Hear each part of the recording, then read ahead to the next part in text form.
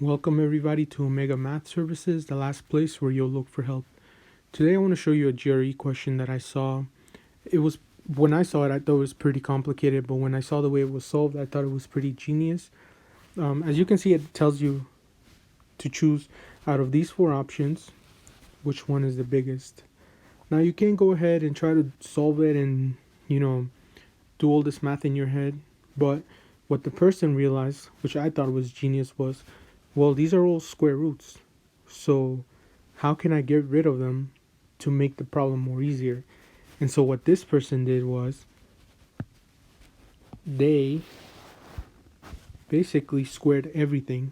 So again, they rewrote the list, and as you can see over here, they squared everything.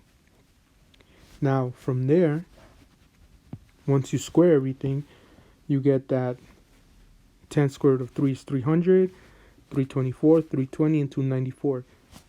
Now these numbers we know how to deal with, and they're a lot easier to visualize. And as we can see, which one is the biggest? It would be choice B, right here.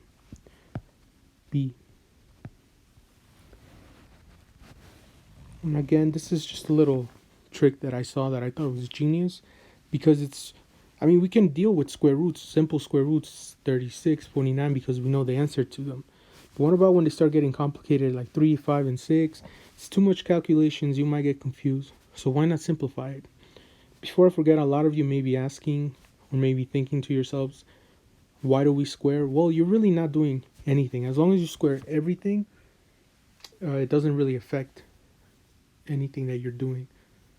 Once again, I thought this was a genius little way of solving it. I wanted it to share with you guys. Hopefully it'll be helpful to some of you. Please keep an eye out for more GRE prep videos. Don't forget to like, share, comment, and subscribe on my YouTube channel, Omega Math Services. And once again, hope you guys have a good one. And I'll see you all in the next video.